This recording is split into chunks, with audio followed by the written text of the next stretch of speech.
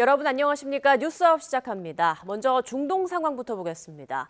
트럼프 행정부 고위 당국자들이 호르무즈 해협 재개방 합의가 조만간 이루어질 수 있다는 낙관적인 전망을 잇따라 내놨습니다. 이란도 오만과의 협상에서 진전이 있다고 밝혔고 합의 기대감에 국제 유가는 이틀 연속 급락했습니다. 워싱턴 연결해서 자세한 내용 알아보겠습니다. 신윤정 특파원, 미국이 합의 시점까지 구체적으로 거론하고 있다고요? 네, 마코 루비오 미 국무장관은 오만과 이란이 호르무즈 해협 선박 통항 문제를 두고 협상하고 있고 미국도 이에 관여하고 있다고 밝혔습니다.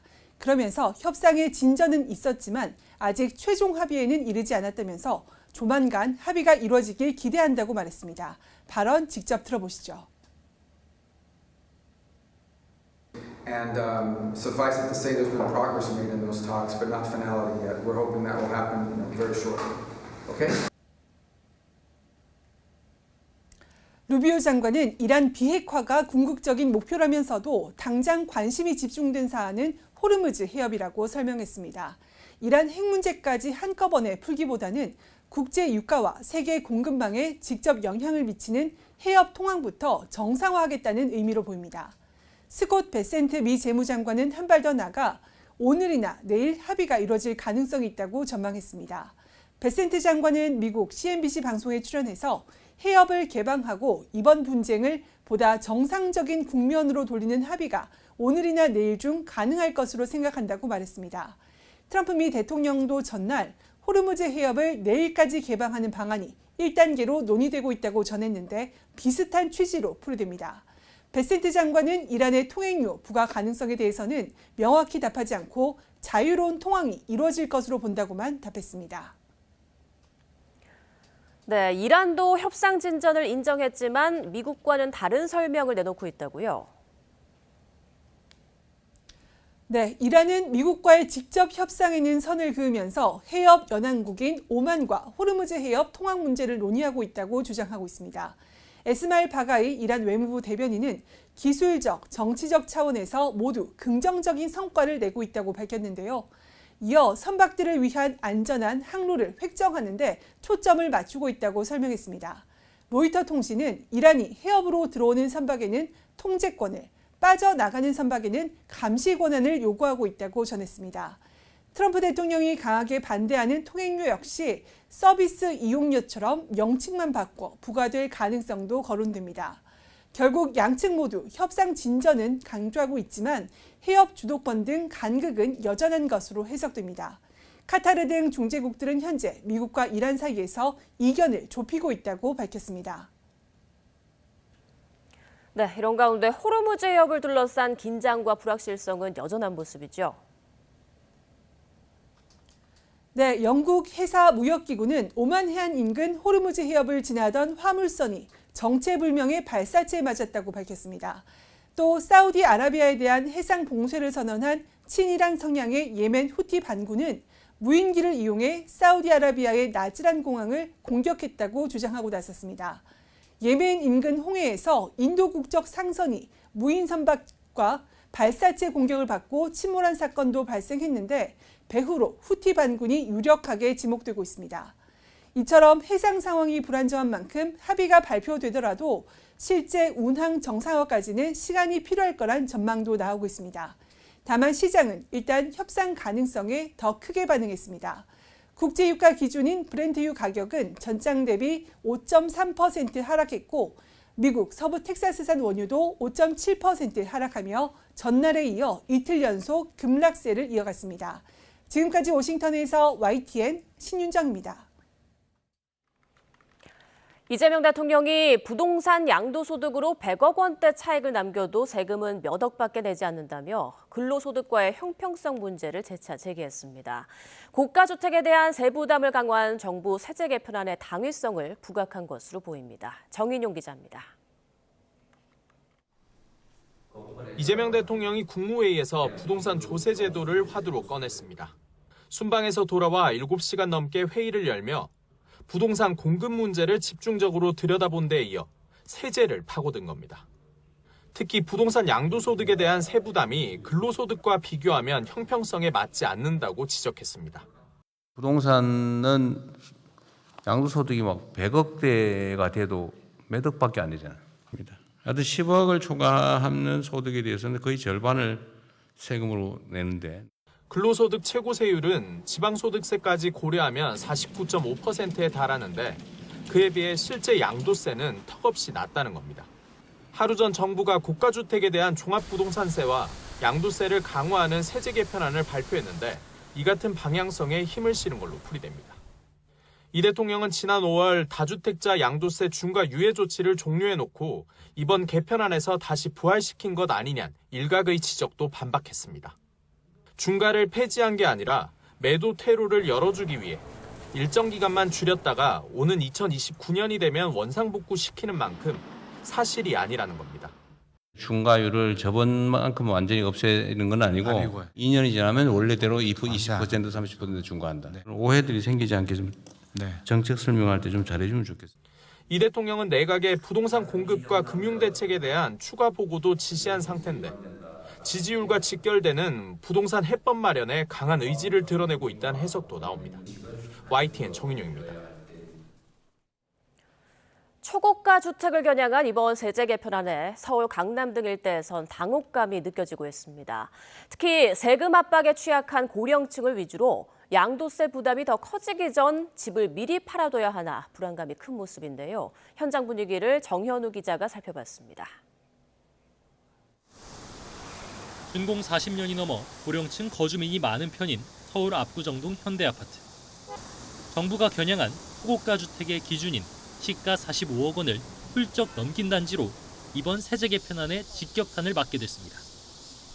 앞으로 종부세율이 오르면 보유 부담은 커지고 양도소득세 공제 액수에도 한도가 신설되며 특히 집을 팔 때 붙는 세금이 크게 뛸 예정입니다. 예를 들어 압구정 현대 1차 131제곱미터짜리를 17억 원에 사서 10년간 살다 65억 원에 파는 경우라면 오는 2029년 양도세는 지금보다 10억 원 넘게 오릅니다. 이에 세부담이 더욱 커지기 전 근로소득이 부족한 노령층을 위주로 미리 집을 팔아야 할지 고민이 깊은 분위기입니다. 어제도 다녀가셨고요. 이제 그래서 그분들도 이제 그런 기사 보고는 황당하고 좀 당혹감이 많고 지금 팔아야 되는지 말아야 되는지 계속하고 이제 이번 세제 개편안 발표 이후로 고가주택 매물은 늘어날 것이란 전망이 많습니다. 서울에선 시세 40억 초과 아파트가 80% 가까이 밀집된 강남과 서초를 위주로 급매물들이 나올 것이란 관측이 나옵니다. 인근 공인중개사 사무소에는 이렇게 급매 딱지가 곳곳에 붙어 있습니다. 세제 개편안 발표를 전후해서 서둘러 집을 팔려는 고가주택 소유자들의 문의가 이어졌다는 설명입니다. 다만 아무리 고가주택이라고 해도 30년 넘게 산 집을 나와서 어디로 가야 하느냐며 세제 개편에 대한 불만과 당혹감도 여기저기서 나옵니다. 우리가 91년부터 수평이도 하려도 세금으로 뜯기고 또 새로 사면 또 보유세를 또 내야 되고 아니 이래도 뺏어가고 저래도 뺏어가고 그러면은 어떻게 하려는 거예요. 전반적인 주택 공급 부족 속에 집값은 앞으로 더욱 오를 것으로 판단한 일부 집주인들은 버티기를 택하거나 가족에게 증여할 가능성이 언급되고 있습니다. 또 대출 규제와 높아진 금리에 초고가 주택 매물이 나오더라도 사들일 매수자들은 충분하지 않아 거래 절벽 현상이 당분간 이어질 수 있다는 분석도 나옵니다. YTN 정윤우입니다.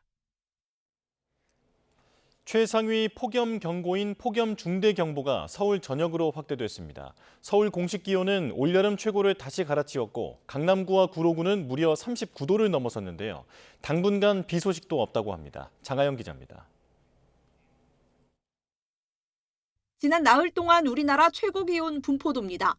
동쪽을 뜨겁게 달궜던 폭염이 차례로 서쪽으로 번지면서 서울을 비롯한 수도권으로 더위의 무게중심이 옮겨왔습니다. 서울 공식 기온은 이틀 연속 올여름 최고를 경신했고 비공식 기온은 강남구와 구로구 등에서 39도를 돌파했습니다. 전국에서 가장 더운 곳, 이제는 서울입니다. 저희가 대구에서 놀러 왔거든요. 근데 대구보다 서울이 더 더운 것 같아요. 폭염 중대경보가 서울 전역으로 확대한 가운데 경기 안산과 파주, 전북 전주 등에도 중대경보가 발표됐습니다. 오늘도 서울이 38도, 경기 하남과 오산은 39도까지 치솟을 걸로 전망됩니다. 원인은 동쪽에서 불어오는 열풍. 습한 해풍이 백두대간을 넘으며 뜨겁고 건조한 바람으로 바뀌어 한반도 서쪽으로 뜨거운 기운을 불어넣었습니다. 한반도 전체는 일주일 넘게 상층의 티베트 고기압과 하층 북태평양 고기압의 이중 열돔에 갇힌 상태입니다. 동풍의 영향으로 동해안은 기온이 조금 내려가지만 이 동풍이 백두대간을 넘으면서 고온 건조해져 서쪽 지역은 폭염이 확대 강화되겠습니다. 다음 주 초까지 뚜렷한 비 소식은 없어 당분간 수도권 극한 폭염은 계속되겠습니다. 이번 주말 태풍 돌핀이 우리나라와 가장 가까운 곳까지 접근하겠지만 직접적인 영향은 없을 걸로 기상청은 보고 있습니다. 동해와 서해의 온도가 26도에서 30도 사이를 오르내리고 있어서 열대야도 당분간 계속될 전망입니다. YTN 장하영입니다. 극한의 열대야로 밤에도 전력 설비에 과부하가 걸리면서 정전 피해가 속출했습니다. 주민들은 한순간에 불가마로 변해버린 집에서 밤을 지새워야 했습니다. 부장원 기자가 현장을 다녀왔습니다. 아직 잠들긴 이른 시간이지만 아파트 단지 전체가 칠흑처럼 어둡습니다. 엘리베이터는 멈춰섰고 일부 세대는 촛불만 덩그러니 켜져 있습니다. 어젯밤 8시쯤 인천시 계양구 효성동에 있는 아파트 단지 370여 세대에 전기가 끊긴 겁니다. 너무 더웠죠. 네. 선풍기도 없고 어둡고 선풍기 있어도 작아가지고 아무 효과가 없어요. 화장실도 못 봐요. 물도 안 나와요. 연일 무더위가 기승을 부리면서 전력 설비에 과부하가 걸린 건데 하필 폭염 중대경보가 내려진 날 주민들은 찜통 더위를 고스란히 맞닥뜨려야 했습니다. 주차장 곳곳 이렇게 시동 걸린 차들이 보였는데요. 땀을 뻘뻘 흘리며 복구만 기다리던 주민들이 더위를 식히러 차량으로 피신한 모습입니다. 손선풍기에 부채질로 버텨봤지만 역부족. 당장 복구가 어렵다는 날벼락 같은 소식에 주민들은 황망함을 감추지 못했습니다. 주변 도서관과 여성회관에 머물 곳이 마련됐지만 당장 씻는 것부터 아침에 출근하는 일까지 걱정이 태산입니다. 저쪽으로 가자고 그러니까 우리 신랑은 여기서 기어이 작았다고 그래가지고 내일 출근하셔야 되지 않아요? 저 출근은 아니 뭐 씻는 것도 문제고 준비도 하셔야 되는데. 목욕탕 가야죠 아침. 비슷한 시각 서울 동대문구의 아파트 단지에도 전기가 끊겨 1,800여 세대가 불편을 겪었고 충남 천안 신방동에 있는 아파트에서도 정전이 발생했습니다. 역시 전기 사용량 증가가 원인이었는데 복구를 마칠 때까지 600여 세대가 밤을 설쳐야 했습니다. YTN 부장원. 올여름 보고된 온열 질환자가 2,200명을 넘어섰습니다. 중앙재난안전대책본부가 어제 오후 4시 기준으로 집계한 자료를 보면 지난 3일 기준 전국에서 온열 질환자 186명이 추가로 발생해 올해 누적 환자는 2,221명을 기록했습니다. 사망자는 전북 완주에서 길가에 쓰러진 채 발견돼 병원에 이송되던 중 숨진 80대 남성과 텃밭에 쓰러졌다가 치료 중 숨진 90대 여성 등 2명이 추가돼 19명으로 늘었습니다. 가축 폐사 피해는 하루 사이 17,130여 마리가 늘어 누적 55만 1,200여 마리로 집계됐고 양식 어류 피해 신고는 15만 9,900여 마리가 늘어 36만여 마리로 기록됐습니다. 잠시도 견디기 어려운 폭염에 거리의 노동자들은 더욱 어려움을 겪고 있습니다. 우편을 나르던 집배원과 배달 노동자가 도로에서 온열 질환 증상을 보여 병원으로 급히 이송됐습니다. 송수현 기자입니다. 빌라 앞에 집배원 오토바이가 주차돼 있습니다. 도로에는 구급차가 서 있고 소방대원들이 남성을 들것에 눕혀 응급처치에 나섭니다. 한낮 서울 주택가에서 우편을 나르던 30대 남성 집배원이 온열 질환으로 인한 손떨림 증상을 호소한 겁니다. 계속 야외에 노출돼 있고 그나마도 계단을 계속 오르내리셔서 그렇게 하시다가 몸에 무리가 오셔서 그렇게 되신 게 아닌가 싶더라고요. 당시 소방대원이 측정한 남성의 체온은 37도. 소방대원은 급히 얼음팩으로 체온을 내린 뒤 남성을 병원으로 이송했습니다. 다만 CT 등 검사 결과 이상 소견은 발견되지 않았던 것으로 파악됐습니다. 경기 양주시에서는 대낮에 택배를 싣고 오토바이를 몰던 배달 노동자가 주행 중 쓰러졌습니다. 사고 직후 50대 남성 운전자는 의식이 흐려지는 열 탈진 증상을 보인 것으로 파악됐습니다. 소방당국은 남성이 무더위에 어지러워서 중심을 잃고 사고를 낸 것으로 판단했습니다.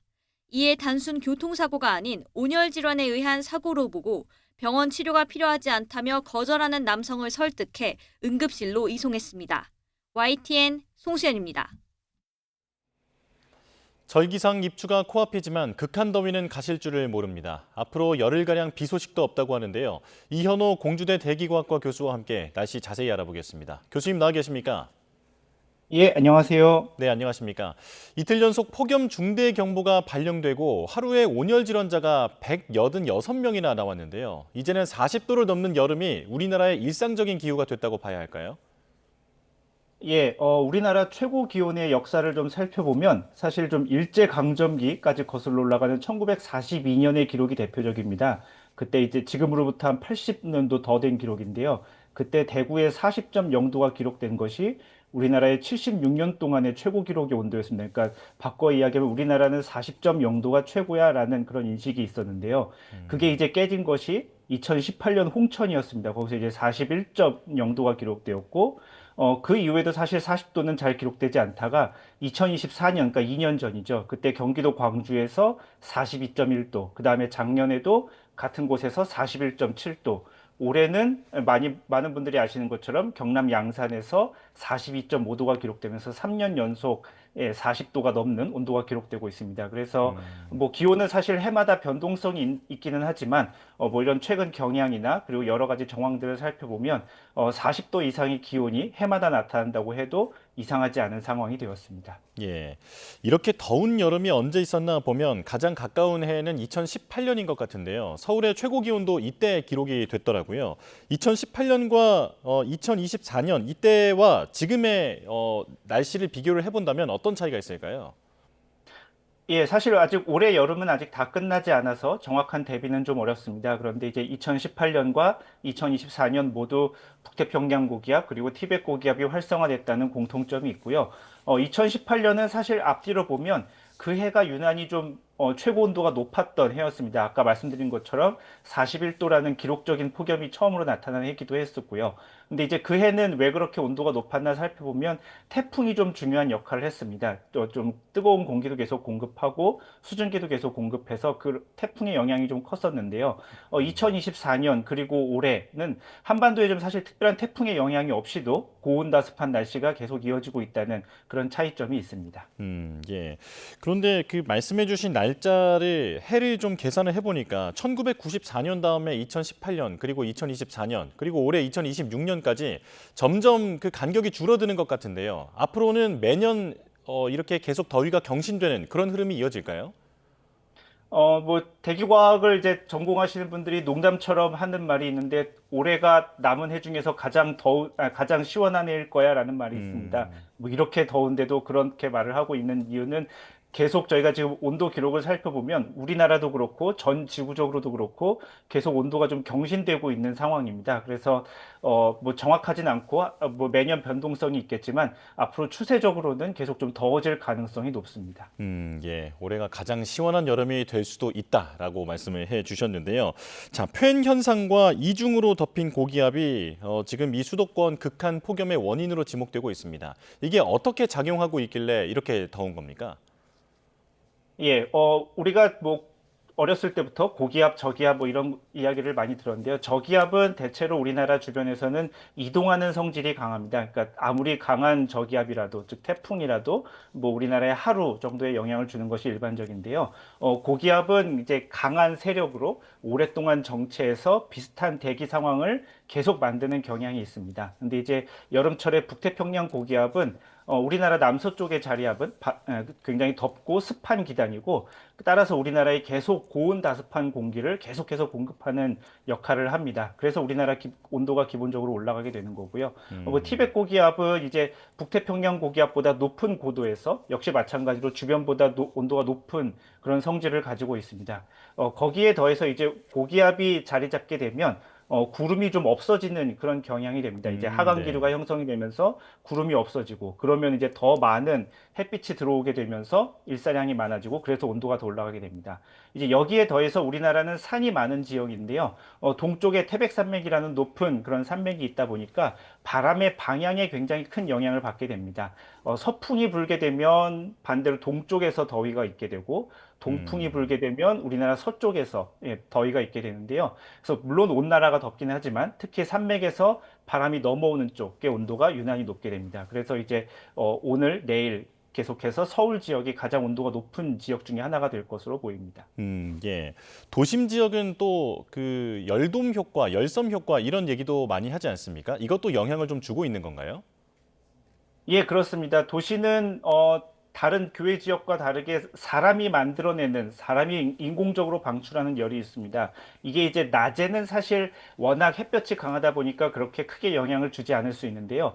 밤이 되면 사실 이렇게 더 이상 들어오는 햇빛이 없음에도 인공적으로 만들어내는 열이 굉장히 큰 역할을 하게 됩니다. 그래서 밤에도 계속 높은 온도가 유지가 될 수 있고, 이렇게 높은 온도가 유지가 되는 상태에서 낮에 이제 햇볕이라든지 혹은 더운 공기가 계속 불어오게 되면 더 온도가 올라갈 수 있게 됩니다. 예.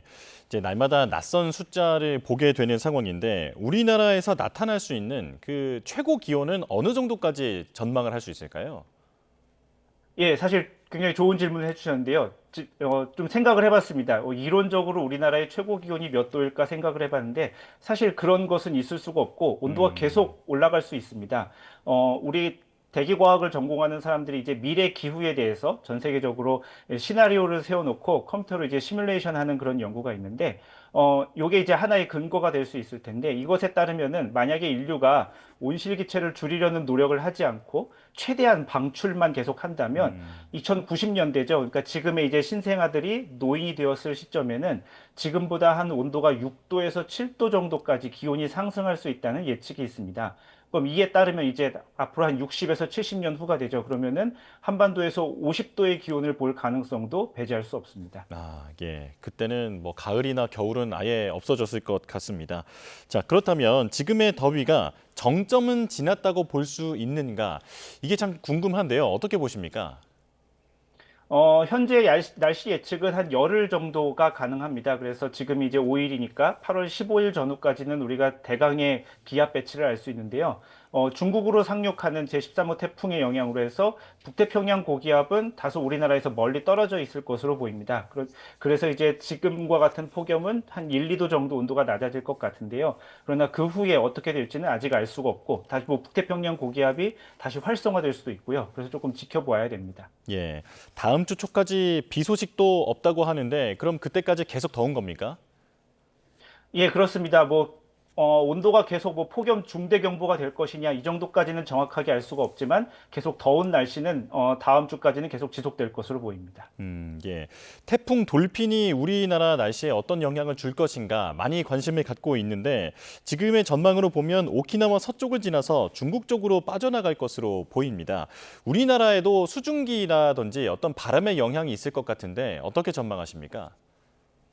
예, 말씀해주신 제13호 태풍 돌핀은 한 일요일이죠. 9일 새벽쯤에 제주도 남쪽 한 700km 해상까지 접근한 것이 우리나라에 가장 가깝게 접근할 것으로 보입니다. 이제 이후에는 그대로 서쪽으로 이동해서 대만 위쪽 그리고 이제 중국 남부 지역으로 상륙할 것으로 보이는데요. 태풍은 저기압이라서 바람이 이제 반시계 방향으로 불게 됩니다. 그런데 이제 반시계 방향의 바람을 머릿속에 그려놓고 태풍이 이제 우리나라 남쪽에 자리 잡게 해놓으면은 우리나라에는 동풍이 불게 될 거라는 것을 알 수 있습니다. 이러할 경우에는 앞에서 말씀드린 것처럼 태백산맥을 넘은 그런 바람이 한반도 서쪽으로 불게 되면서 서쪽 지역이 계속 온도가 높게 되는 그러한 영향을 받을 수 있게 됩니다. 태풍이 근접할수록 이제 바람의 강도도 조금씩 강해지기 때문에 오히려 태풍이 접근하는 이번 주 주말까지가 일단 이번 폭염의 첫 번째 절정이라고 할 수 있겠습니다. 예. 그렇다면 이번 여름이 지나간다 하더라도 가을에도 계속 덥지 않을까 이런 걱정이 드는데요. 어떻게 전망됩니까? 예, 사실 예전에는 우리가 삼복더위라는 말이 있었습니다. 그러니까 초복, 중복, 말복이 있었는데 그렇게 우리가 말을 썼던 이유는 이제 말복이 8월 중순 정도쯤 되는데 말복이 지나면 더위가 한풀 꺾인다는 그런 이제 우리가 경험적으로 알고 있던 지식이 있었기 때문에 이제 삼복더위라는 표현이 썼는데 최근에 이제 그런 표현을 쓰는 경우가 거의 없습니다. 인터넷이나 이런 사람들이 쓰는 말들 보면 처서매직이라는 말이 있습니다. 처서는 되어야 더위가 꺾이는구나라고 해서 이제 처서는 이제 8월 하순인데요.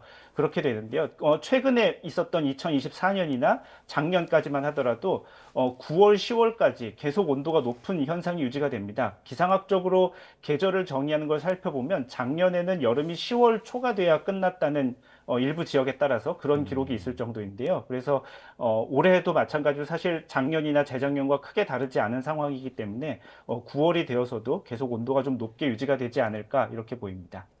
예.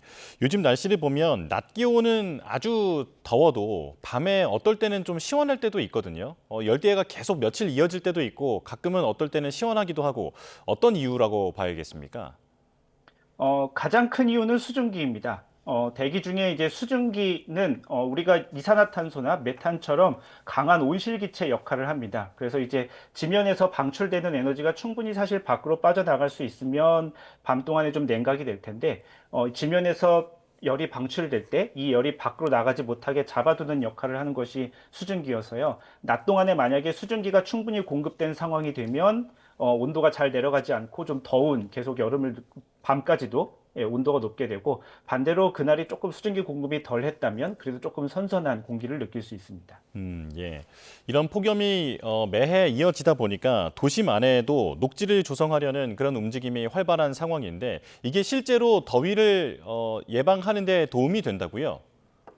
예, 그렇습니다. 녹지를 실제로 만들면 주변보다 온도가 한 4도에서 5도 가까이 낮아진다는 연구 결과들이 있습니다. 서울만 해도 최근에 국립기상과학원이나 기상청 같은 곳에서 이제 강남 쪽에 있는 선정릉 쪽이나 주변에 있는 도심지와 온도를 관측해 보면서 비교한 연구 결과들이 있는데요. 실제로 보면 녹지를 조성했을 경우에 온도가 한 4도에서 5도 정도까지 내려가는 역할이 있고요.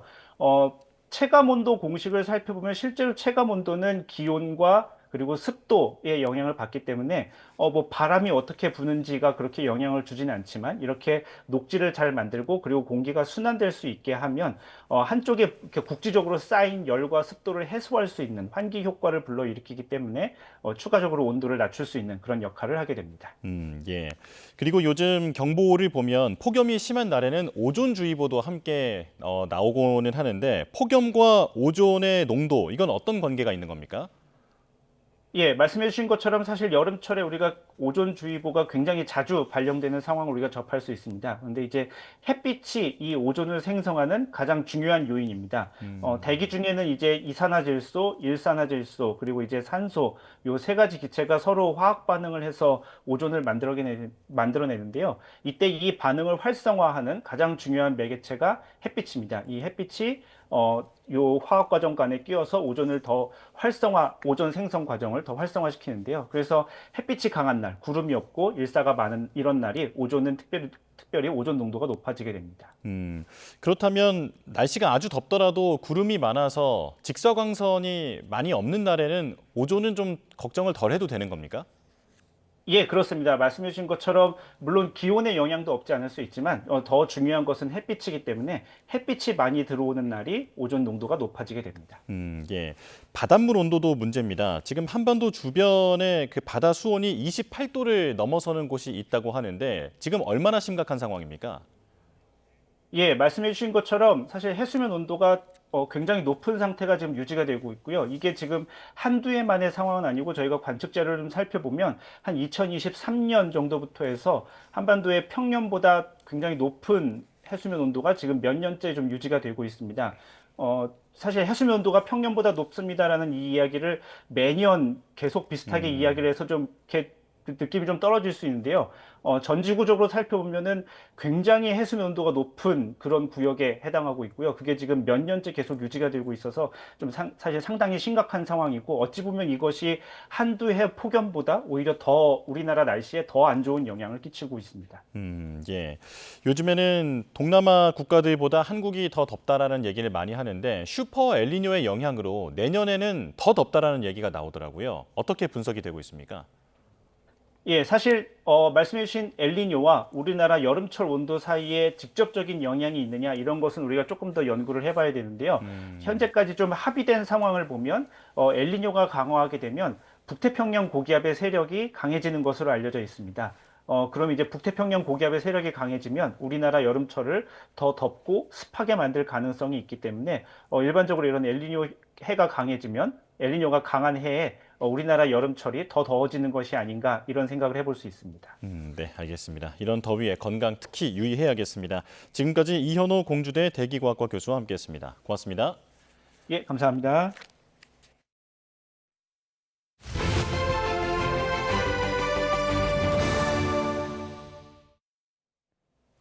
어제 프로야구 경기 중 관중이 쓰러져서 이송되는 응급 상황이 발생했습니다. 폭염 속에 경기가 진행되면서 선수들의 안전도 비상인데요. 어떤 내용인지 화면으로 함께 보시죠.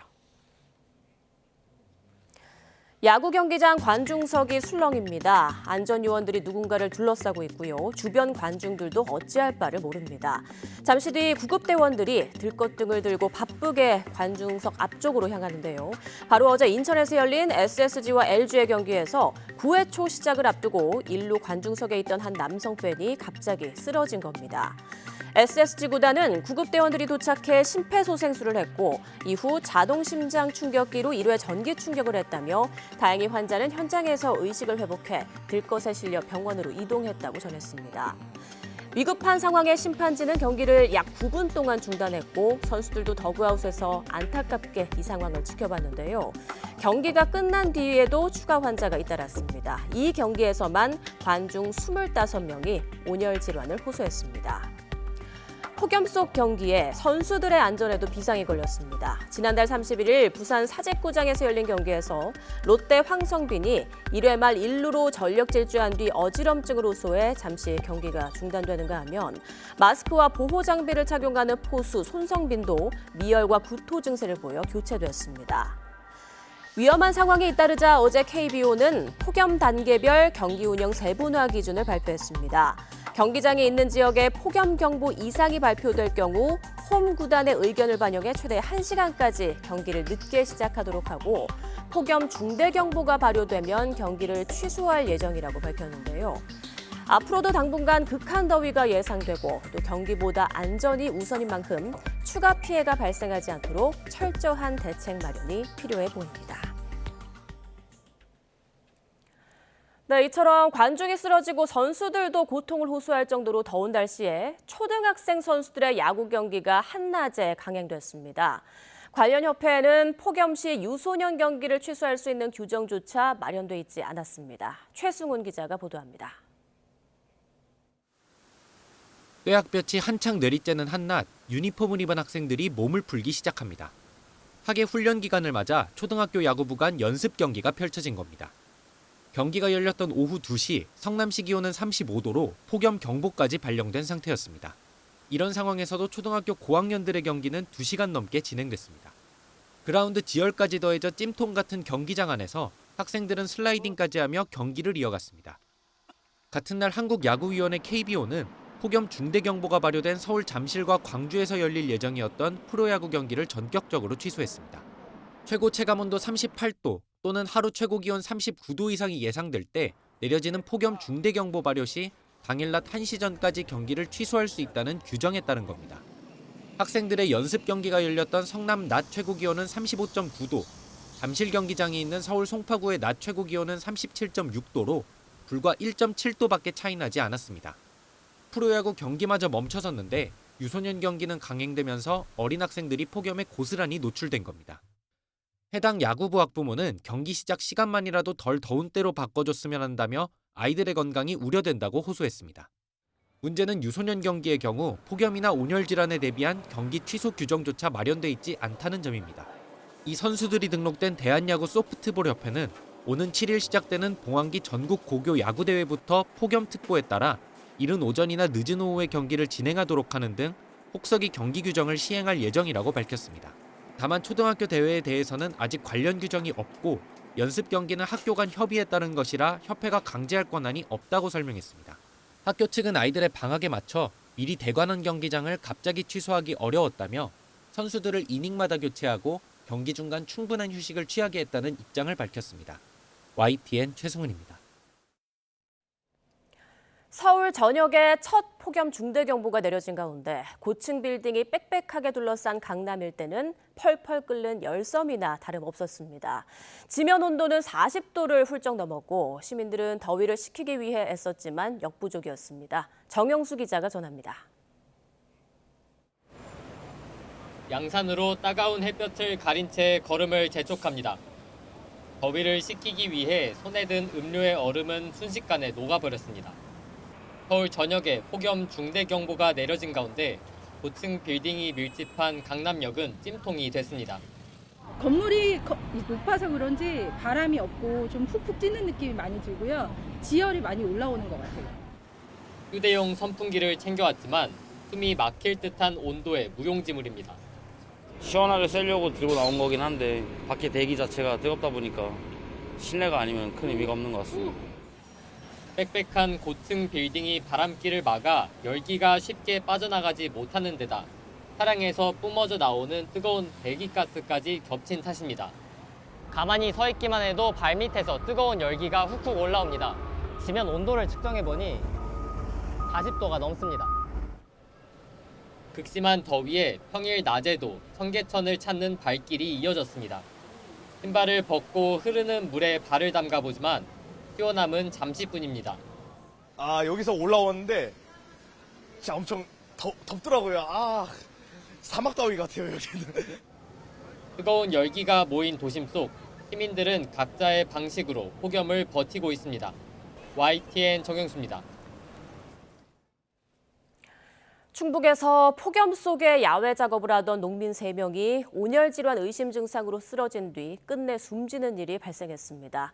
폭염이 당분간 계속될 것으로 보여 한낮 야외 작업을 피하는 등 각별한 주의가 필요해 보입니다. 김기수 기자입니다. 밭 지지대가 힘없이 쓰러져 있고 작업하던 도구들이 그대로 남아 있습니다. 충북 청주에서 대낮에 밭일을 하던 90대 남성이 쓰러져 있다는 신고가 119에 접수됐습니다. 남성은 심정지 상태로 병원으로 옮겨졌지만 끝내 숨졌습니다. 숨진 남성은 인근에 있는 텃밭에서 작업을 마치고 집으로 돌아가던 중 쓰러진 것으로 보입니다. 발견 당시 남성의 체온은 측정하기 어려울 정도로 높았던 것으로 전해졌는데 인근 농민은 사고 당일이 올여름 들어 가장 더운 날이었다고 말합니다. 올여름 들어 제일 더울 정도로 더웠던 것 같아요. 저희도 낮에는 일을 잘 안 하거든요. 너무 더워서. 근데 저기 계신 분이 아침부터 계속 일을 하시긴 하셨어요. 충북 음성에서도 비슷한 사고가 잇따랐습니다. 냉동면에서는 논 주변에 세워진 화물차 안에서 60대 남성이 숨진 채 발견됐습니다. 남성은 차량에 오르기 전 농약 살포 작업을 했던 것으로 전해졌습니다. 원남면에서도 농약을 뿌리던 남성이 쓰러졌는데 두 사람 모두 무더위 속에 야외 작업을 하던 중이거나 작업을 마친 직후 숨져 온열 질환이 의심되고 있습니다. 소방당국은 낮 시간대 야외 작업을 피하고 작업할 때는 햇볕을 막고 물을 자주 마셔야 한다고 당부합니다.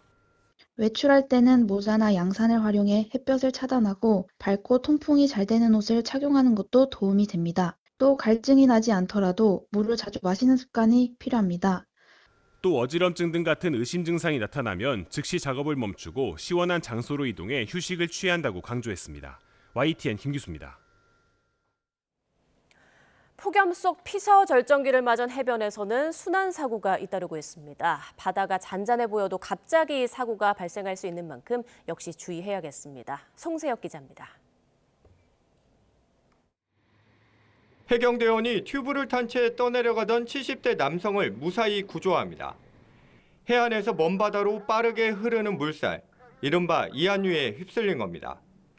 오후 3시쯤 남성은 동해시 한섬 해변에서 120m 떨어진 바다까지 떠밀렸습니다. 이곳은 구조요원이 없는 비지정 해변. 당시 이한유 예측 정보도 가장 높은 위험 단계였습니다. 해경은 피서객 80여 명에게 5차례나 물 밖으로 나오라고 방송했습니다. 남성도 방송을 듣고 육지로 향하려다 이한유에 휩쓸렸습니다.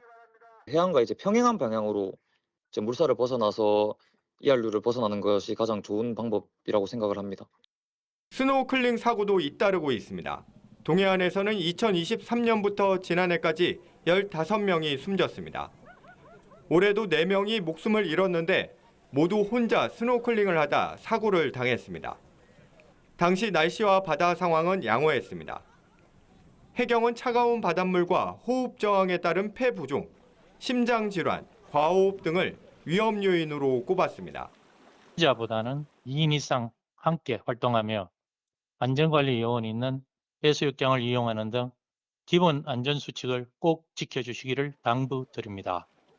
해경은 물놀이 할 때 구명조끼를 반드시 입고 술을 마신 뒤에는 바다에 들어가지 말라고 당부했습니다.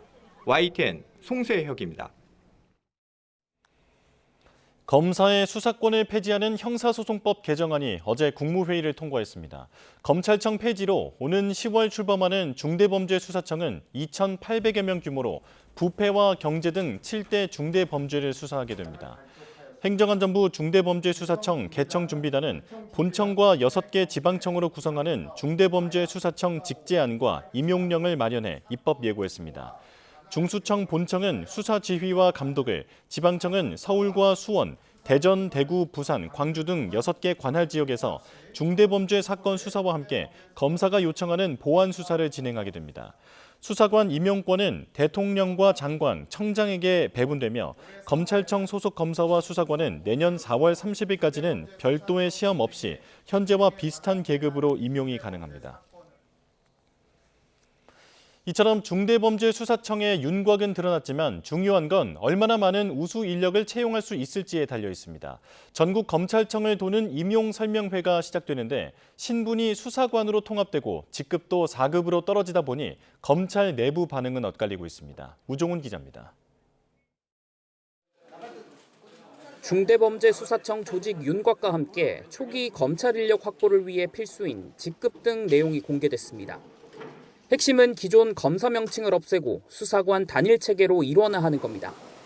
10년 미만 검사는 4급, 10년 이상은 3급, 지검장급은 1급으로 즉시 채용하는 직급 한시 적용 카드도 내놨습니다. 또 봉급과 정년은 종전 수준을 유지하고 보수는 중수청 임용 전후를 비교해 더 유리한 금액을 지급하도록 했습니다. 우수 인력 유치를 위한 일종의 당근인 셈인데 검찰 내부 반응은 갈립니다. 초임 검사가 3급 상당의 대우를 받는 점을 고려할 때 사실상 직급이 하향 조정되는 셈이며 보수와 직결된 수당 역시 전처럼 받기는 힘들 거란 겁니다. 더욱이 수사관 단일 체계에서 조직 내 어떤 역할을 맡을지도 여전히 물음표입니다. 한 검사 출신 변호사는 중수청에 가려는 검사들도 오래 남기보단 수사 경력을 쌓아 로펌 등으로 이직하길 희망하는 경우가 많다고 말했습니다. 당장 오늘부터 중수청 준비단은 전국 검찰청을 돌며 임용 설명회를 진행합니다. 사실상 직급 하향과 모호한 역할로 얼마나 많은 검사가 응할지는 여전히 안개 속입니다. 다만 검찰 내부에선 수사권이 완전 폐지된 만큼 일단 설명회를 지켜보자는 기류도 읽힙니다. 설명회를 통해 우수한 인력을 채용하느냐가 오는 10월 중수청이 정상적 수사기관으로 출범하는 데 핵심 변수가 될 전망입니다. YTN 우종훈입니다. 검찰 보안 수사권 폐지를 성토하기 위해 열린 긴급 간담회, 이른바 부산 돌려차기 사건의 피해자도 참석하는 자리라 더 관심을 끌었는데요. 그런데 회의가 시작되기 직전 국민의힘 서범수 의원의 입에서 귀를 의심하게 하는 막말이 나왔습니다. 직접 들어보시죠. 김종호 의원님, 돌려차기 한번 하죠. 서 의원의 돌려차기 한 번 하지라는 발언에 대화 상대였던 진종호 의원은 저는 발보다 손을 잘 씁니다 라고 웃으면서 대답한 것으로 알려졌습니다. 돌려차기 사건의 피해자를 부른 자리에서 돌려차기를 소재로 부적절한 농담이 오간 겁니다. 논란이 커지자 두 의원은 SNS를 통해 곧바로 사과했습니다. 서범수 의원은 전적으로 저의 잘못이라며 피해자가 허락한다면 직접 찾아뵙고 사죄드리겠다고 했고, 진종호 의원도 다시는 이런 일이 없도록 하겠다며 반성의 뜻을 밝혔습니다. 이 같은 논란에 피해자 김 씨는 YTN 취재진과 통화에서 당황스럽지만 지금은 보안 수사권 폐지 문제에 집중할 때라며 국민이 지옥도에 빠지고 있는데 그 문제부터 해결해달라고 당부했는데요.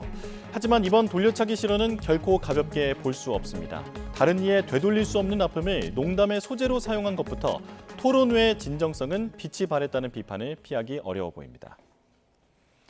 다음 소식입니다. 더불어민주당 대표 후보들이 모두 최대 승부처로 꼽히는 호남으로 달려가 당심을 공략했습니다. 친명, 친청으로 갈라진 최고위원 후보들 사이에선 박쥐나 일배, 대통령 파리 등 독한 말이 오가며 설전이 이어졌습니다. 양동훈 기자의 보도입니다. 순회 경선 첫 주 충남 부울경 경선에서 박빙 선두에 오른 정청래 후보는 호남으로 달려갔습니다.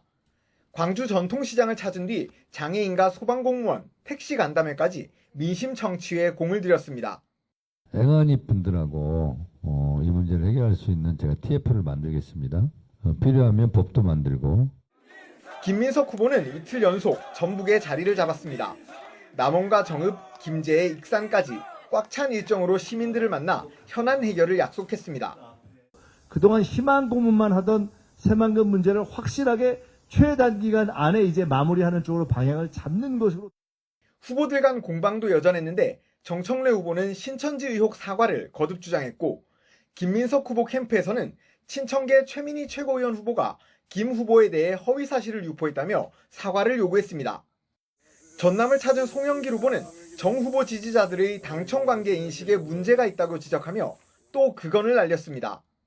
노무현 대통령을 부엉이 벼랑 끝으로 몰았던 그 역사의 비극을 반복할 수도 있다는 위험이 크게 느껴졌기 때문에 친명, 친청으로 갈라진 최고위원 후보들 간에도 수위 높은 설전이 이어졌습니다. 박쥐라는 표현에 일배식 모욕이라고 맞서며 재차 공방이 이어졌고, 투표 후에 합동연설회가 열리는 현재 경선 방식이 문제가 있다는 주장과 또 룰을 바꾸자고 억지를 쓴다는 반응이 부딪히기도 했습니다. 대통령을 팔아 정청래 후보를 공격한다는 말도 나왔습니다. 진영 간 설전이 위험 수위를 넘나들면서 당내에선 자성을 촉구하는 목소리도 나옵니다. 초박빙 승부로 차기 당대표 윤곽은 안개 속이지만 갈라진 당을 어떻게 통합해야 할지는 분명한 숙제가 되고 있습니다. YTN 양동훈입니다.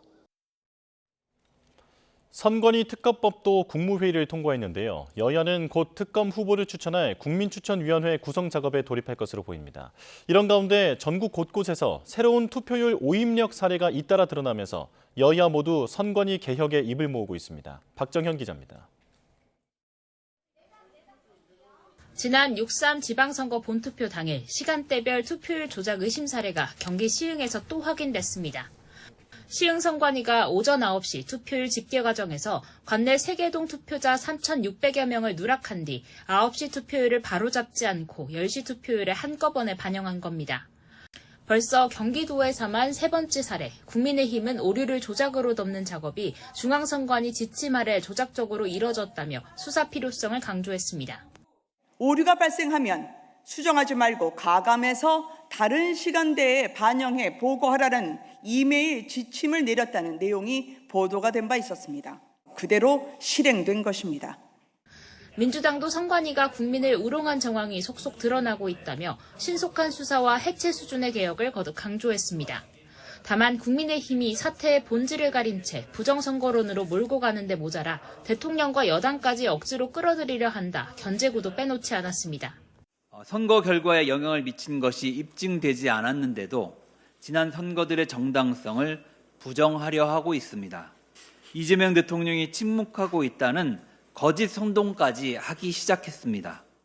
선관위 특검법이 국무회의를 통과함에 따라 이제 특검을 추천할 국민추천위원회 구성도 속도를 낼 전망입니다.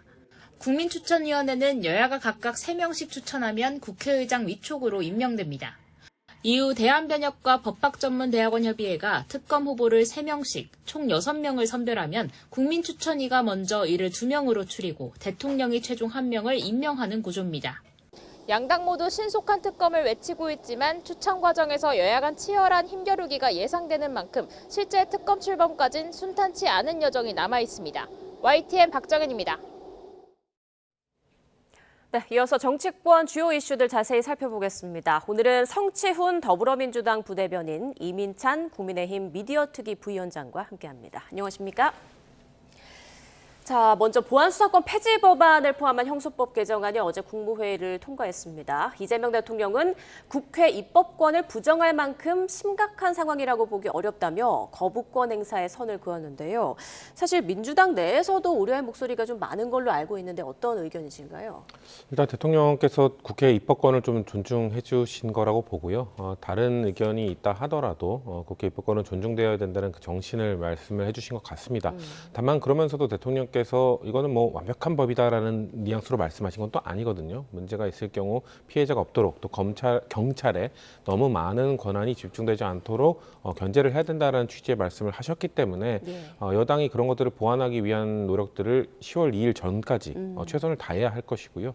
그리고 10월 2일 이후에도 마찬가지입니다. 사실 이 모든 제도라는 것이 허점이 있습니다. 완벽한 제도라는 게 없습니다. 우리가 만든 제도에 이런 허점들을 파고드는 그런 피해 사례가 좀 나올 수도 있다고 보기 때문에 사실 그런 것 때문에 우려의 목소리가 저희 진영 안에서도 나왔던 것이거든요.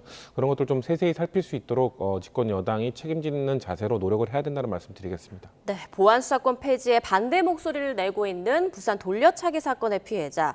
이번 입법을 주도한 민주당 김용민 의원의 게시물에 지옥에 나가라 이런 댓글을 남기기도 했는데요. 어제는 한동훈 의원이 주최한 간담회에 참석을 했더라고요. 그 자리에서 이재명 대통령을 향해서 회피형 대통령 같다 이런 말을 했는데 이 발언에 동의하십니까? 저는 굉장히 동의를 합니다. 왜냐하면 마지막까지 저희가 기대를 걸었죠. 대통령께서 보안수사권 이 관련된 법안을 좀 제2용권을 발동을 하셔서 조금 더 수기 과정을 거치고 지적되는 전문가들이 지적하는 부분에 대해서는 바로잡는 기회를 가져야 한다는 요구를 많이 했습니다.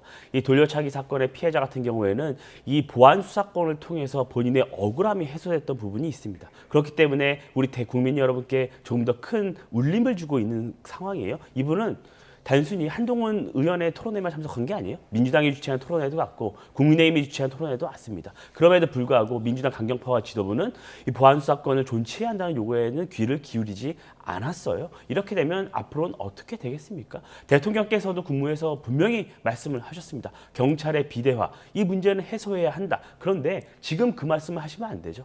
이제 2달 있으면 시행이 됩니다. 시행이 되면 국민들에게 그 많은 위험이 노출되는 그것이 노출되기 전에 정치를 하시는 분이 이 문제를 바로잡고 국민들의 피해가 최소화될 수 있도록 성의껏 더 입법을 해야 하는데 그런 기회가 있음에도 불구하고 바로잡지 않은 그런 부분을 이 김진주 씨가 지적한 게 아닌가 그렇게 생각합니다. 네, 그런데 어제 간담회에 참석한 국회의원들 사이에서 있어서는 안 될 말이 튀어나왔습니다. 서범수 의원이 진종호 의원을 향해서 돌려차기 한번 하지라고 이야기를 하고 진종호 의원은 저는 발보다 손을 잘 쓴다 이렇게 맞받은 걸로 전해졌는데 글쎄요, 어떻게 사건의 피해자를 부른 자리에서 사건을 희화화하는 듯한 그런 말을 할 수가 있는지 두 분 생각 좀 들어볼까요? 일단 야당의 진정성을 의심할 수밖에 없는 사건이 발생한 거죠. 저는 더 충격적인 거는 서범수 의원 그 말도 그렇지만 그걸 받아치는 진종호 의원, 거기에 현장에 있었던 아무도 그 순간 그것을 제지하지 않았다는 겁니다.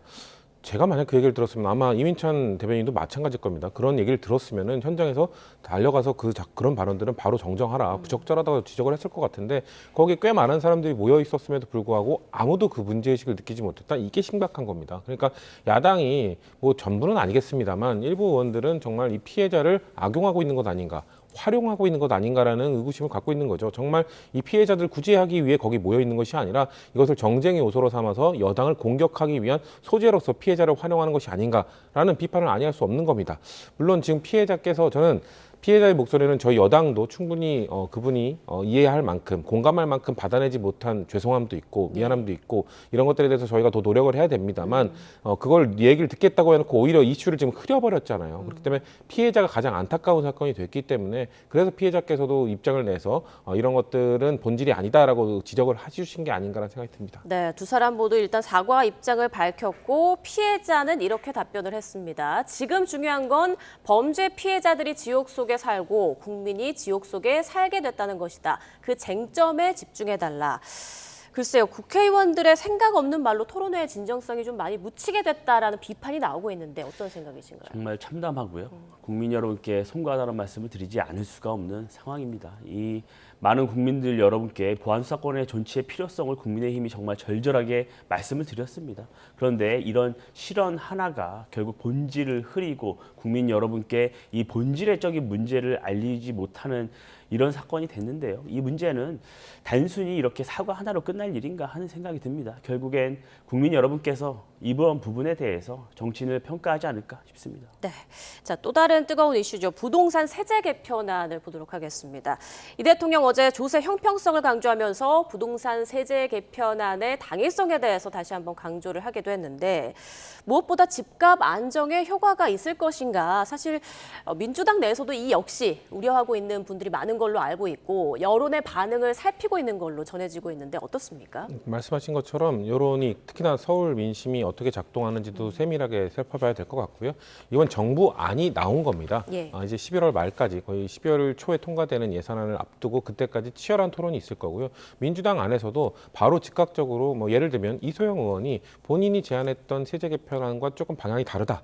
나는 이것 11월 말까지 최대한 바로잡기 위해 노력하겠다라는 입장을 올리기도 했거든요. 예. 근데 여기에 대해서 야당은 무조건적으로 그냥 세금 폭탄이라는 프레임만 씌우고 있어요. 그러니까 초고가 주택을 갖고 있는 사람들에게 세금을 부과하는 것, 좀 더 많은 세금을 부과하는 것이 왜 잘못된 것이죠?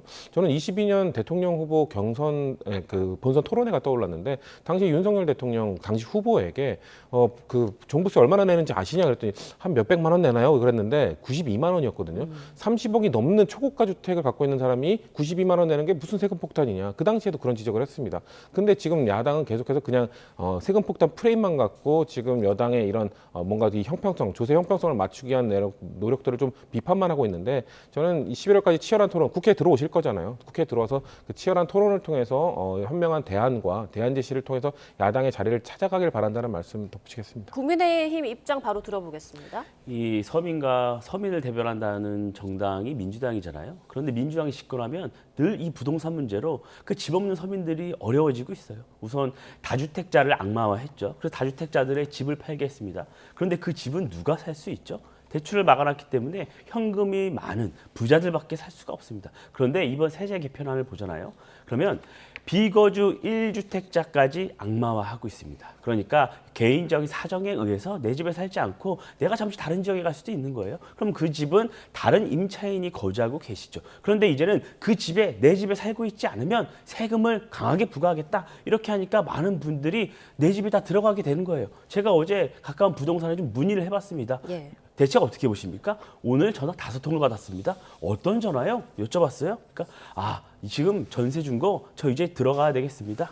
그거 세입자에게 말려주세요. 이런 전화를 받았다는 거예요. 이렇게 되면 결국에는 지금 우리가 3고라고 규정하고 있습니다. 매매값도 오르고 전세값도 오르고 월세도 오르고 있습니다. 이런 상황에서 집주인들이 집에 다 들어가게 되잖아요. 그러면 전세값 폭등할 수밖에 없고 월세까지 오를 수밖에 없습니다. 초고가 주택 전혀 다른 시장입니다. 왜 거기에 집중하느라 이 정작 필요한 이 서민들의 주택 이 필요성을 왜 외면하는 것입니까? 그들의 집값을 올리면 그 세금은 결국 세입자에게 전가될 수밖에 없습니다. 이런 기본적인 시장 논리는 외면한 채 정치적 프레임에 사로잡혀서 정치적 이득을 위해 그런 정치적으로 이 세금 문제를 접근하다 보니까 이런 부작용이 불보듯 뻔한 상황이 된 거 아니겠습니까? 이 문제는 국민의힘이 이 세법 개정안 이 국회 논의 과정에서 바로잡도록 하겠습니다. 네, 앞서 성 부대변인께서 이제 여당 내에서도 국민의 눈높이에 좀 맞도록 이 안을 조금 수정할 수 있도록 노력하겠다 이런 취지의 말씀해 주셨는데 대통령의 생각이 굉장히 굳건한 것 같거든요. 앞으로 바뀔 여지가 있다고 보세요? 저는 얼마 전에 대국민 토론회를 많이 했었잖아요. 예. 그 당시에 야당에서 국민의힘에서는 답정너 토론회라고 했는데 어제 발표된 세제 개편안 보면 그 토론회에서 나온 내용들이 많이 반영이 돼 있습니다. 아까 지적하신 부분, 예를 들면 뭐 비거주하는 사람들, 개인적 사유, 뭐 전근을 간다든가 노부모를 봉양한다든가 이런 분들은 거주로 인정해주기로 다 바꿨습니다. 예. 그리고 무조건적으로 다주택자에게 중과세를 부과하는 것도 아니고요. 그것도 토론회에서 나왔던 얘기거든요. 지방에 있는 주택은 그렇게 가격이 높지 않은데 그런 다주택자들에게도 왜 중과세를 하느냐. 그런 것들을 다 무조건적인 주택 수로하는 것이 아니라 합산 가액하러 하는 것으로 또 바꿨습니다. 그렇기 때문에 대통령이 지금 중심이 돼서 굳건하게 초고가 주택에 대해서는 종부세를 높인다라는 기준에 따라서 지금 세제 개편을 발표했습니다만 국민 토론회를 통해서 국민의 현명한 의견을 듣고 많이 반영을 하지 않았습니까? 이 11월 말까지 있는 토론 과정 속에서도 야당이 정말 그런 국민들의 의견을 수렴해서 또 현명한 대안을 낸다면 충분히 받아들일 수 있습니다. 근데 계속해서 세금 폭탄이다, 세금 폭탄이다, 초고가 주택을 갖고 있는 사람들에게도 이렇게 세금을 부과하면 안 된다라고만 주장만 한다면 바뀌지 않겠죠. 네, 야당에서는 그렇다면 현명한 대안 좀 어떤 게 있다고 의견을 낼 수 있을까요? 국민의힘은요, 초고가 주택에 세금 부과하는 이 문제에 대해서 그렇게 문제 삼고 있지 않아요? 할 수 있죠. 그런데 그거에 왜 집중하냐는 얘기를 드리는 거예요. 초고가 주택은 전혀 다른 시장입니다. 전혀 다른 시장이기 때문에 지금 우리가 집중해야 할 부분은 무주택 서민의 주거 안정입니다. 지금 서울의 자가 보유율이 50%가 채 되지 않아요. 그러니까 많은 사람, 대다수의 사람들은 지금 이 임차인으로 거주를 하고 계신 상황이에요. 그런데 왜 임차인을 내쫓는 정책을 펼치냐는 질문을 드리는 겁니다. 그 초고가 주택에도 수요가 있는 부분이에요. 그리고 거기에 사는 분들은 감당이 가능한 분들이 들어간 겁니다. 그런데 그들의 세금을 올리고 그들이 갖고 있는 집들에게 세금을 올리면 결국 그 세금이 무주택 서민들에게 전가가 된다는 그 과거 문재인 정부 때도 있었던 그 교훈을 잊지 말아달라는 말씀을 드리는 거예요. 그러니까 이 주택시장을 빠르게 공급 대책을 먼저 발표를 해달라는 얘기를 드리는 겁니다. 어디에 어떤 식으로 어떻게 공급을 할 건지, 규제를 어떻게 완화할 건지 이런 것들이 선행이 되어야지 이 매수 예정된 사람들이 마음을 안정을 하고 포모 현상, 그러니까 서둘러 집을 사는 그런 것들을 하지 않는다는 거예요. 네. 그리고 또한 실수요자들, 생애 최초 주택 구입자들 이런 분들에게는 대출을 풀어달라는 말씀을 드리는 거예요. 이렇게 시장을 정상화해야지 주거 안정이 이루어질 수 있다는 말씀을 드리는 겁니다. 자꾸 초고가 주택에 왜 세금을 과세를 강화하냐고 국민의힘이 주장한다고 하시는데 그것은 본질을 호도하는 말씀이라는 말씀 드립니다. 네, 부동산 세제 개편안에 대한 두 분 말씀 들어봤고요. 양당 상황 좀 짧게 보도록 하겠습니다. 지금 민주당 전당대회는 1, 2위 후보가 초접전 양상을 보이면서 갈등이 더 치열해지고 있는 그런 모습인데요. 지금 뭐 서로 윤리위 제소도 얘기가 나오고 있고 최고위원 후보들도 친석, 친청으로 나뉘어서 거센 공방이 나오고 있습니다. 그런데 어제 보니까 최민희 후보와 김용호 후보 사이에 뭐 박진애, 일배 무난해 하는 발언까지 나오고 있는데 이에 대해서 박지원 의원이 이 상태면 당 깨지거나 망한다, 정신 차려라 일침을 놓기도 했더라고요. 지금 분위기 어떻게 보십니까? 그렇죠. 최고위원 후보분들 뭐 계파 가리지 않고 좀 강하게 얘기하면 정신 차리셔야 됩니다. 이렇게 전당대회를 진행한다면 8.17 전당대회 때 최고위원이 누가 되는지 간에 당이 분열되고 쪼개질 가능성도 저는 있다고 봅니다. 예. 근데 지금 압도적으로 지금 1등을 달리고 계신 분이 최민희 후보 1등이시니까 제가 좀 비판을 드리면 1등 후보가 예의를 지키지 않는 선을 넘는 발언들을 많이 해요. 서로 다른 후보, 다른 계파에 대해서 비판을 할 수는 있습니다. 의견이 다르니까요. 그리고 뭐 지방선거에 대한 생각, 평가가 다르니까요. 근데 최민희 후보가 다른 생각을 갖고 있는 사람에게 뭐 박쥐라고 표현을 한다든가 이런 것들이 어떻게 다 공개가 된 거냐면 지금 최고위원 후보자들이 다른 후보자가 연설할 때 보고 있는 장면들이 다 찍혀서 다 올라와요. 근데 김용호 후보가 얘기할 때 박쥐라고 입모양을 얘기하는 게 나오고 또 다른 후보가 얘기할 때 뭐 거짓말 아니요라고 얘기하고 또 그런 또 특정 후보에 대해서는 본인과 다른 계파에 있는 후보에 대해서는 다 악수하는데 그 후보만 패싱하고 이런 모습들을 보이니까 1등 후보로서의 좀 품격이 없는 것 아니냐는 비판이 있을 수 있는 것이거든요. 예. 그렇기 때문에 좀 그런 부분들을 자중해 주시는 것이 필요하지 않을까. 뭐 물론 다른 후보들도 마찬가지입니다. 네. 당내 너무 가열되는 상황에 당내에서도 좀 우려의 목소리가 나온다는 점 다시 한번 좀 짚어봤고요. 국민의힘은요, 지금 당내 복잡한 상황 속에 대여 공세로 한데 뭉친 모양새입니다. 지금 선관위 투표율 조작에 대해서 잇따라 문제를 제기하고 있는데 주진우 의원은 쌍둥이 투표구 등 총선, 대선 관련 문건을 잇따라 공개하고 있더라고요. 앞으로 좀 특검이 점차 확대돼야 된다 이런 주장인 것 같아요. 맞습니다. 이 참정권 침해 문제, 이 투표율 조작 이런 경우는 여야의 문제도 아니고 개파의 문제도 아니라고 생각을 합니다. 지금 민주당에서는요, 이 참정권 침해 특검을 축소하기 위해 특검의 대상은 지방선거에 국한한다 이런 주장을 하시는 분들이 계세요. 그런데 국민의힘 이 국정조사 특위위원들이 들여다보니까 이런 투표율 조작 문제가 지난해 대선에도 있었고 2년 전 총선 때도 있었다는 것이 드러나고 있어요. 근데 많은 분들이 민주당에서는 주장을 하죠. 아니 투표율 조작이 결과에 영향을 줬습니까? 왜 이렇게 호도합니까? 라고 얘기를 해요. 그런데 많은 국민은 궁금해하십니다. 그러면 이 투표율을 조작할 정도로 서버 관리가 부실하고 이런 것들이 문제가 이렇게 노정되고 있는데 과연 모든 게 다 건강하게 정상적으로 진행이 됐습니까? 과연 이 결과에 영향을 미친 것은 없습니까? 많은 국민 여러분께서는 이 문제에 대해서 의문을 제기하고 계신 거예요. 그러니까 저는 차제에 이 특검이 출범을 했기 때문에 단순히 이 지방선거의 어떤 참정권 침해 문제뿐만이 아니라 대선, 총선까지 이렇게 의문이 제기된 부분에 대해서는 충분히 들여다봐야 한다는 말씀을 드리는 것이고 네. 단순히 이게 특정 선거구의 특정 투표소의 문제가 아니라 중앙선거관리위원회가 지침을 내려서 투표를 조작할 수 있게끔 명분을 만들어줬어요. 이런 부분까지 전반적으로 들여다봐야 한다는 말씀 드리는 겁니다. 네, 성 부대변인의 의견 듣고 마무리를 좀 하겠습니다. 뭐 저희가 뭔가 이런 특검의 권한이나 내용들을 축소시키려고 한다는 것은 진실을 호도하는 것이고요. 지금 국민의힘에서는 뭐 전부 과거 선거까지 들여다보자는 건 저희는 동의를 합니다. 근데 그걸 막 재검표하자.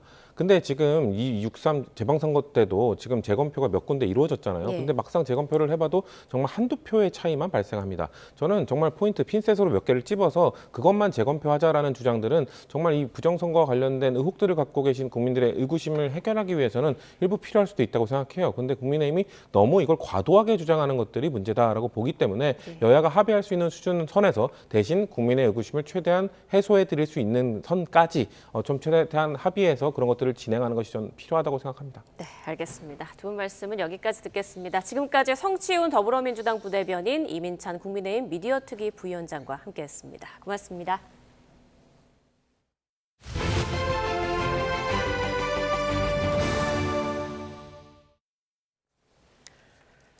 네, 수도권에 폭염 중대경보가 발효된 가운데 오늘도 체감온도가 35도를 넘는 무더위가 기승을 부리겠습니다.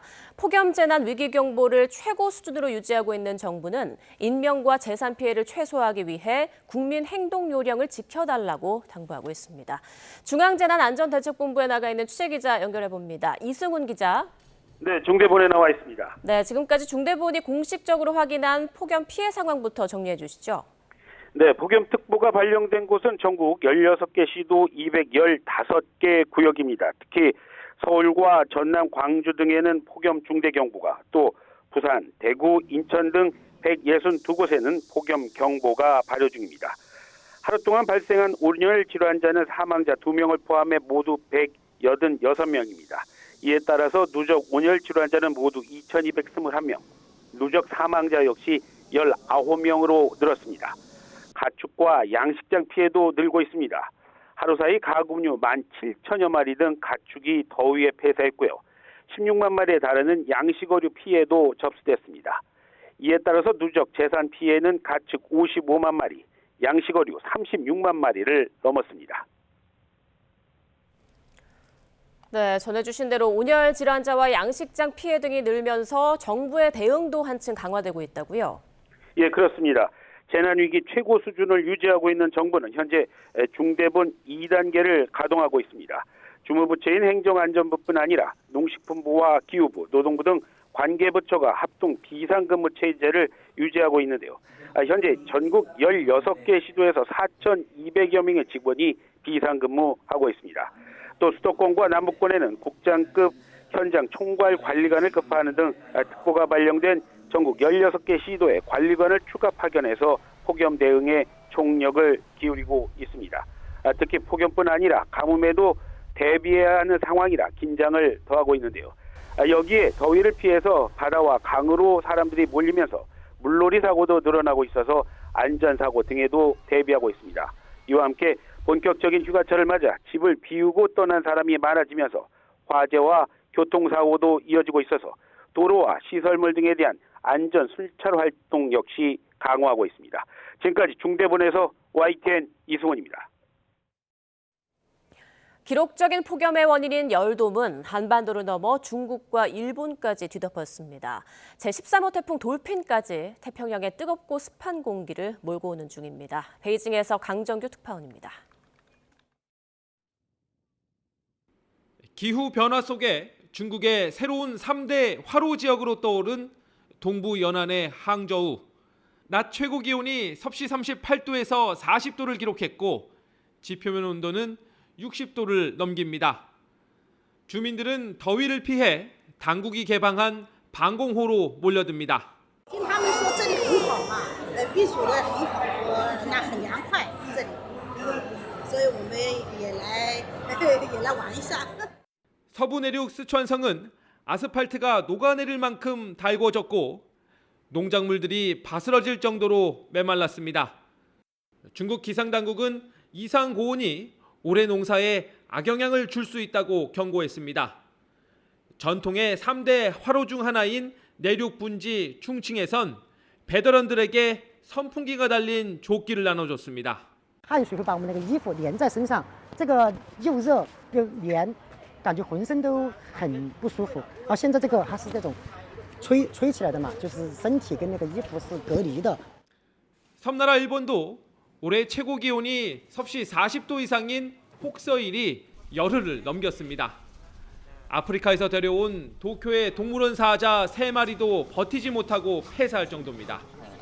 특히 강진 탓에 집이 부서지고 물과 전기마저 끊긴 구마모토에선 폭염과 사투가 벌어지고 있습니다. お風呂ですかね。お風呂入りたいですね。お風呂入ってエアコンの効いた部屋でお布団で寝たいですね。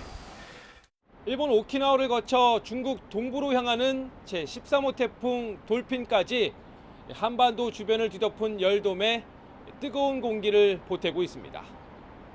베이징에서 YTN 강정규입니다.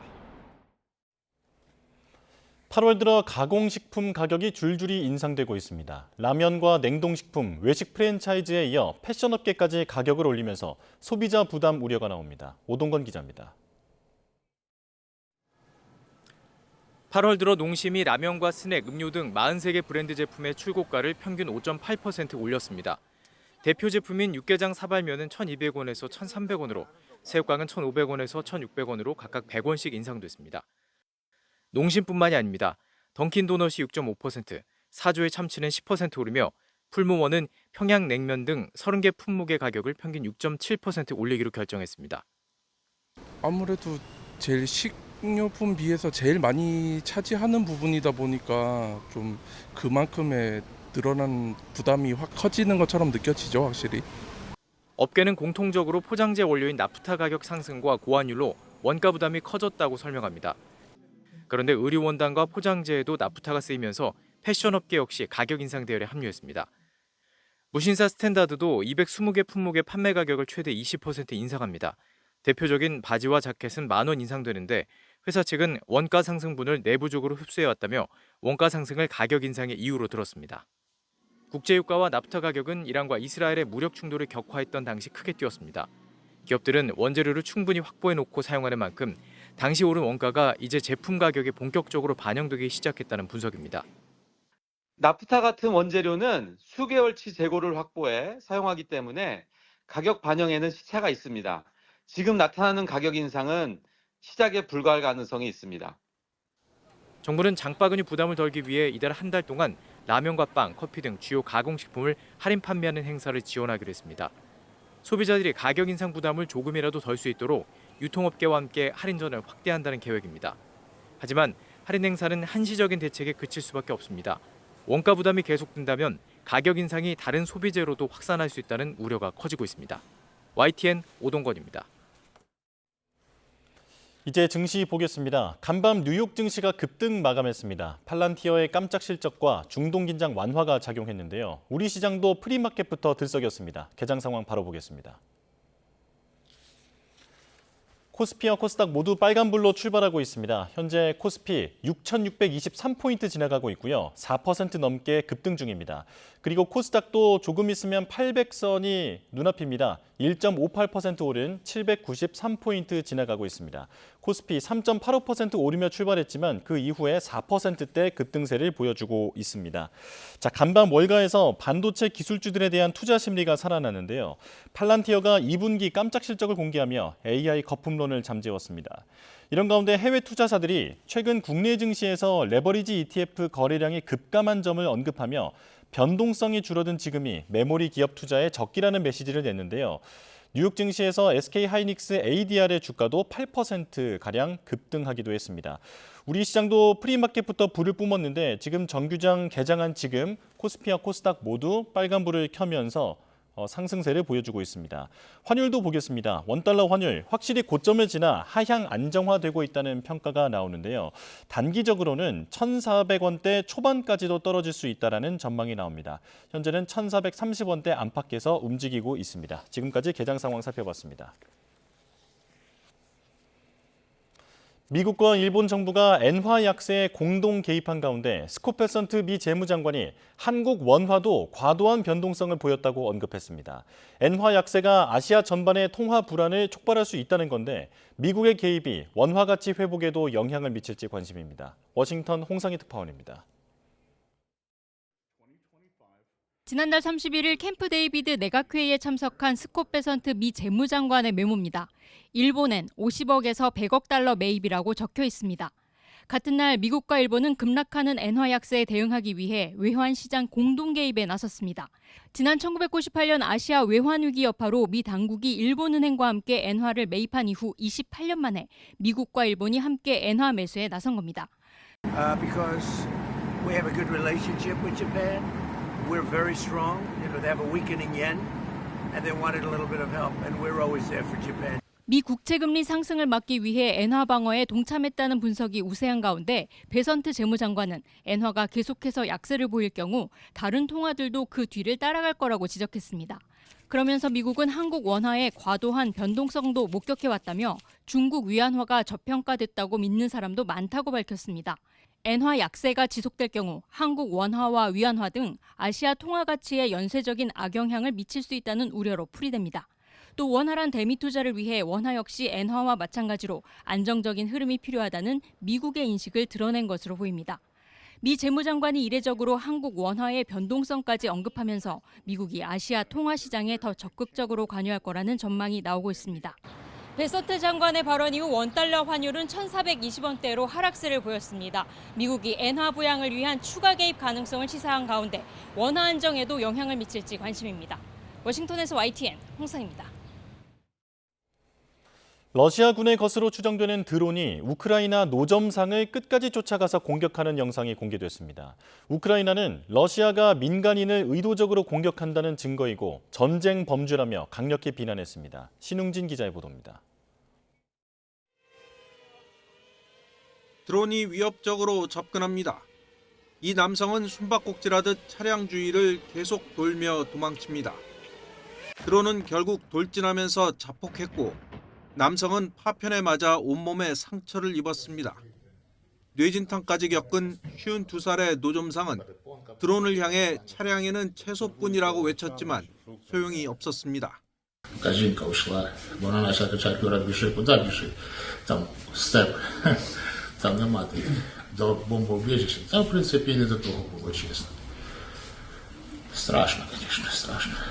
Ну, як-то так.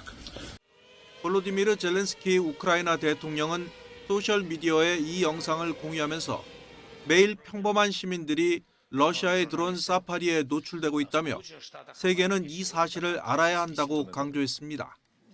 우크라이나 외무장관도 이 야만적인 전쟁 범죄는 국제사회의 정의로운 처벌을 받아야 한다고 비난했습니다. 유엔은 지난해 10월 이런 공격이 반인도적 범죄에 해당한다고 결론 내린 바 있습니다. 러시아 드론 조종사들은 일상생활을 하는 민간인들을 자주 공격하는 것으로 전해졌습니다. 우크라이나 당국은 전쟁 이후 민간인을 겨냥한 러시아의 드론 공격으로 어린이 10명 등 967명이 숨지고 약 7,000명이 다쳤다고 밝혔습니다. 러시아 국방부는 민간인을 의도적으로 공격하지 않는다고 줄곧 주장해왔는데 이번 사건과 관련한 AP통신의 논평 요청에 즉시 답변하지 않았습니다. YTN 신웅진입니다. 지금 속보가 들어왔습니다. 경찰이 탱크데이 마케팅 논란을 일으켰던 스타벅스에 대해 압수수색에 착수했다는 소식입니다. 오전부터 강남 스타벅스 코리아 본사를 압수수색하고 있는 것으로 알려졌는데요. 앞서 스타벅스는 마케팅 문구가 문제돼 5.18 민주화 운동, 유공자와 유족을 모욕했다는 논란에 휩싸인 바 있습니다. 정용진 회장 등에 대한 피고발이 이루어진 지 2달여 만에 강제 수사에 착수한 겁니다. 다시 전해드리겠습니다. 경찰이 탱크데이 마케팅 논란을 일으켰던 스타벅스에 대해 압수수색에 착수했다는 소식이 들어왔습니다. 자세한 소식은 이어지는 뉴스에서 전해드리겠습니다. 과테말라의 대표적 활화산인 푸에고 화산이 분화해 인근 3개의 주에 재난 최고 단계인 적색경보가 발령되고 주민 1000여 명이 대피했습니다. 3,763m 높이의 푸에고 화산은 현지 시간 3일부터 남서쪽 기슭의 세카와 세니사 계곡을 따라 용암과 화산 쇄설류 등을 방출하며 활발한 분화 양상을 보이고 있습니다. 과테말라 재난방재청은 화산 분화로 인해 해발 6,000m까지 화산재와 가스 기둥이 치솟았으며 용암과 화산 쇄설류가 산비탈에 따라 흘러내렸다면서 예방 차원에서 인근 마을 주민 1,000명을 대피시켰다고 밝혔습니다. 오늘도 아침부터 공기가 끈적합니다. 폭염 중대경보가 저녁에 내려진 서울은 14일 연속 열대야가 지속한 가운데 체감온도는 초열대야 기준인 30도를 웃돌았는데요. 한낮 기온은 최고 38도까지 치솟으면서 어제 올 최고였던 36.9도 기록을 하루 만에 또다시 갈아치울 것으로 보입니다. 지난 밤사이 전국 곳곳에서 열대야가 나타난 가운데 특히 서쪽을 중심으로는 초열대야 수준의 밤더위가 이어졌습니다. 한낮에도 폭염 중대경보가 내려진 수도권과 호남 곳곳에서 40도에 육박하는 극단적인 더위가 나타나겠는데요. 오늘 서울과 전주의 한낮 기온 38도, 경기 하남은 39도까지 크게 치솟겠습니다. 기온이 크게 오르며 대기 불안정이 심해져 수도권과 충남 서해안, 호남 곳곳에서는 한때 5에서 40mm의 소나기가 지나겠습니다. 또 제주도에는 내일 오전까지 5에서 20mm의 산발적인 비가 내리겠습니다. 남은 한 주간 내륙은 맑은 가운데 가마솥 더위가 기승을 부리겠고요. 이번 주말에는 동해안과 제주 곳곳에 비가 내릴 전망입니다. 낮 동안 폭염 속 자외선이 무척 강하겠습니다. 외출 시 양산을 착용하면 자외선을 차단하고 체감온도를 최대 10도까지 낮출 수 있습니다. 지금까지 YTN 윤수빈입니다. 뉴스업 마칩니다. 내일 다시 뵙겠습니다. 고맙습니다.